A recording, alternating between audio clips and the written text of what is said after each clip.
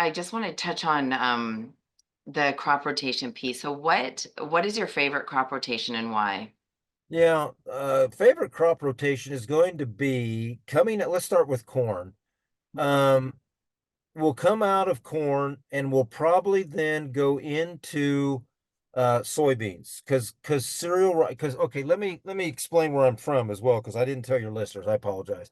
I'm West Central Indiana. I'm right on the Indiana-Illinois line, straight east of Champaign, Illinois. Everybody knows where Champaign, Illinois is.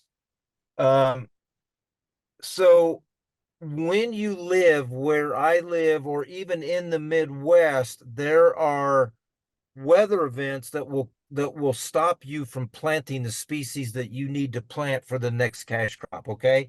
I've always said the success of next year's cash crop begins with the success of this year's cover crop. And if you think about that, that is totally true.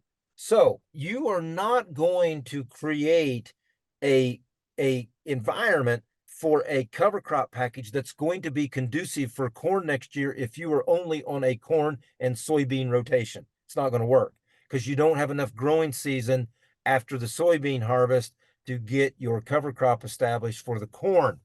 I'm getting to your answering your question. Believe it or not, I'm going to get there. Right now, these are the crops that we're raising on our farm: corn, soybeans, wheat, alfalfa, peas, milo, buckwheat, cover crops, sheep, and cattle. Now, when you have that kind of a diversity, remember I talked about that earlier, when you have that kind of a diversity of cash crops, you then can build these cocktails that I'm talking about. So corn into soybeans, and then into wheat, and then maybe into alfalfa for 2 years, and then out of alfalfa go back to a food grade wheat because, and let me tell you why.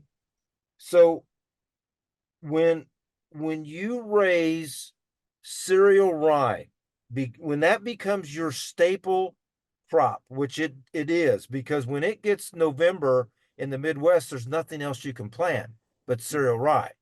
Well, the problem with constantly planting cereal rye is you get volunteer rye.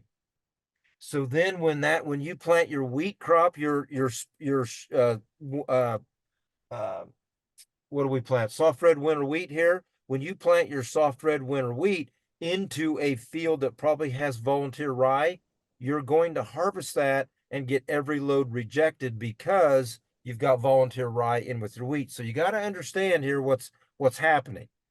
That's why I go to food grade wheat after 4 years of no cereal rye. And then we then are in a different market. It's a different growing time because now for me, we're going to do spring food grade wheat. So it's a totally different time of the year when we're trying to get something to grow. So you have to constantly be changing the environment for the mechanisms of the weeds and the bugs and all of the bad things that are going to come and try to wreck your crop. So again, it's all about diversity. So I hope I answered your question, but I like that rotation like that. And then um, it, you know, when you have a healthy system, we no longer have pests. So when you have that kind of a rotation going and you're healthy, we don't worry about armyworms. We don't worry about cutworms. We don't worry about aphids.